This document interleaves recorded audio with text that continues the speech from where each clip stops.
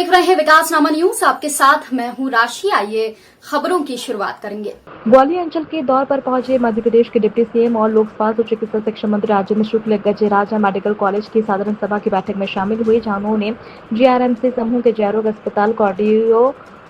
थैलेटिक and vascular surgery विभाग में पदों की स्वीकृति और अस्पताल भवन के नवीनीकरण करने के आदेश दिए। साथ ही जीआरएमसी से रिलेटेड स्वास्थ्य सेवाओं के लिए 700 करोड़ रुपए की योजनाओं की भी बात कही। राजेंद्र शुक्ला ने कहा कि प्रदेश के हर क्षेत्र में उच्च स्तरीय चिकित्सा सुविधाओं की उपलब्धता सुनिश्चित करना राज्य सरकार की प्राथमिकता है। ग्वालियर स्थित जीआरएमसी की 10वीं सामान्य परिषद की बैठक में ग्वालियर सांसद, राज्यसभा सांसद, विधायक और महापौर के साथ साथ मेडिकल कॉलेज के डॉक्टर्स भी शामिल हुए। सर, आज क्या सौगातें बैठक में किस तरह का एजेंडा रहा? 700 करोड़ की क्या सौगातें देने वाले, क्या प्लान है उसके लिए? देखिए, आज ग्वालियर मेडिकल कॉलेज की सामान्य सभा की बैठक थी, जिसमें ये विचार हुआ है कि मध्य प्रदेश के सबसे पुराने मेडिकल कॉलेज में इंफ्रास्ट्रक्चर को लेके क्या स्थिति है, क्या कमी है, डॉक्टर्स की उपलब्धता को लेके क्या स्थिति है, जो हमारे सुपर स्पेशलिटी ब्लॉक है उसकी क्या प्रगति है, कितने वहाँ पर प्रोसीजर हो रहे हैं, कितने ऑपरेशन हो रहे हैं, ब्रॉड स्पेशलिटी में हार्ट, न्यूरोलॉजी, इन सब चीज़ों में डॉक्टरों को कोई परेशानी तो नहीं आ रही है। जनप्रतिनिधि भी थे और हमारे सुपर स्पेशलिटी के सारे एचओडीज और प्रशासनिक अधिकारी थे, और बहुत व्यापक चर्चा हुई है कि कैसे हम ग्वालियर मेडिकल कॉलेज के इस कॉलेज को कैसे हम सेंटर ऑफ एक्सेलेंस की सीमा तक उसको ले जाएं, जिससे कि इतना बड़ा कैचमेंट एरिया टीकमगढ़, छतरपुर तक के लोग यहाँ पर आते हैं, और यहाँ आने के बाद चाहे वो हार्ट की डिसीज हो, चाहे वो किडनी हो, चाहे वो लीवर हो, चाहे वो न्यूरो से रिलेटेड कोई भी बीमारी हो, ये रेफरल अस्पताल होता है। और रेफरल अस्पताल में आने के बाद किसी को दूसरी जगह रेफर ना होना पड़े, इसके लिए क्या और किया जा सकता है, इस पर समग्र रूप से जो चर्चा हुई है, उसमें जो हमारा मैटरनिटी विंग है, जरा आरोग्य कहते हैं, जे,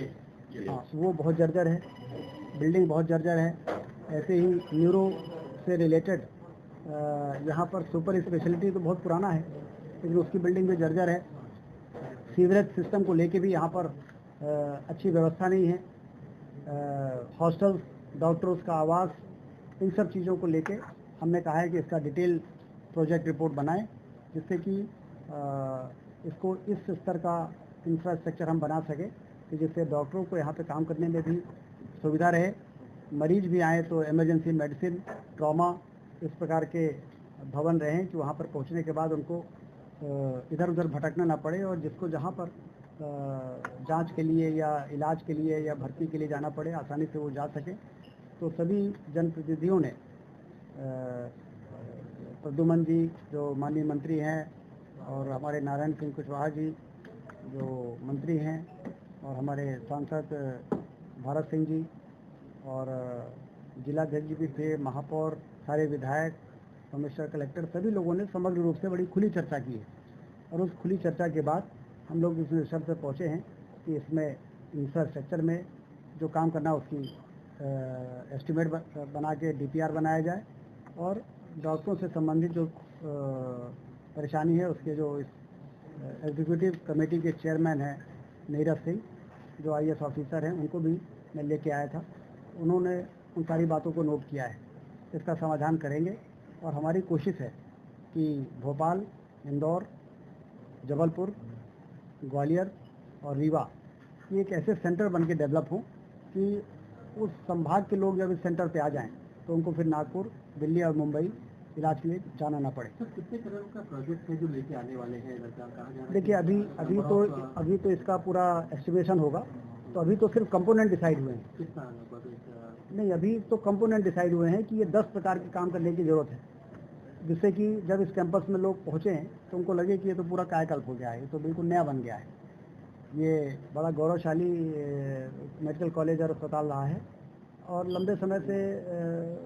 कारण बहुत पुराना हो गया है। तो अभी कंपोनेंट डिसाइड हुए हैं, इसका जब डिटेल एस्टिमेशन बनेगा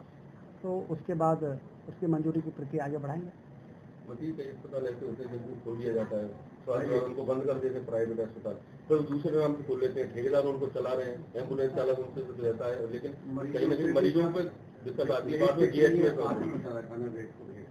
अब देखिए, इस प्रकार से जो लोग भी काम करते हैं, आपको मालूम है कि जो व्यवस्थाएं हैं, जो प्रावधान हैं, उससे हट के यदि कोई गलत तरीके से अवैध काम कर रहा है तो समय समय पे ऐसे लोग पकड़े भी जाते हैं, उनकी शिकायतें भी होती हैं, हम लोग संज्ञान भी लेते हैं। तो आप सब सजग प्रहरी हैं, आप सब जब बातें उठाते हैं तो हम लोग उसको बहुत गंभीरता से लेते हैं। मंत्री जी, आप पिछली बार आए, लेकिन अभी तक पेशेंट ट्रांसपोर्ट सिस्टम नहीं है, मरीजों को ऑटो और लोडिंग और वाहनों से ही आना पड़ता है, ट्रॉमा सेंटर में दलाल सक्रिय हैं, तो ये बहुत सारी नहीं, वो जो पिछली बार जो बिंदु हुए थे उसकी कार्रवाई विवरण पे एक एक बिंदु पे चर्चा हुई है। 90% चीज़ों पे कार्रवाई हो गई है और ये ऑटो इलेक्ट्रिक रिक्शा को परचेज करने की प्रक्रिया भी शुरू हो गई, निविदा फ्लोट हो गए हैं। तो इसलिए जो पिछले बैठक में जो बातें तय हुई थी उस पर 90% से ज़्यादा उस पर क्रियान्वयन हुआ है और आने वाले दिनों में आप देखेंगे हमारी कोशिश ये है, डॉक्टर मोहन यादव जी की, मुख्यमंत्री जी की विशेष रुचि है स्वास्थ्य विभाग में, प्रधानमंत्री नरेंद्र मोदी जी के फोकस में है ये विभाग, इसलिए आने वाले दिनों में आपको और भी बहुत अच्छे परिणाम देखने को मिलेंगे। सर, मध्य प्रदेश शांति का टापू कहा जाता है, लेकिन लगातार घटनाएं हो रही हैं, जैसे रतलाम में इंस्टाग्राम पर मां कालिका का फोटो आप सबसे चाहे उसको लेकर बवाल हुआ, फिर सागर में ग्रामीणों ने मुस्लिम परिवारों के घरों में आग लगा दी, लगातार इस तरह की बातें आ रही है, जबकि मध्य प्रदेश कुछ शांति का टापू है, तो क्या कोशिश है देखने लगातार? देखिए, मध्य प्रदेश शांति का टापू रहा है, अभी भी है, और लॉ एंड ऑर्डर को लोग हाथ में लेते रहे हैं पहले भी, लेकिन जो लोग कानून व्यवस्था को हाथ में लेते हैं वो उन पर कड़ी से कड़ी कार्रवाई भी करने में मध्य प्रदेश सबसे आगे है। इसलिए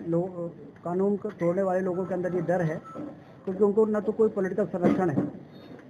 पहले अपराधी वहाँ पर स्वतंत्र हो जाते थे जहाँ पर राजनीतिक संरक्षण उनको मिलता था, लेकिन भारतीय जनता पार्टी की सरकार में अपराधियों को संरक्षण राजनीतिक रूप से नहीं है, ये सब जानते हैं, और इसलिए उसके बावजूद यदि कोई अपराध करता है तत्काल उस पर कार्रवाई होती है। जीरो टॉलरेंस पे हमारी सरकार अपराध के प्रति हमारा रवैया है।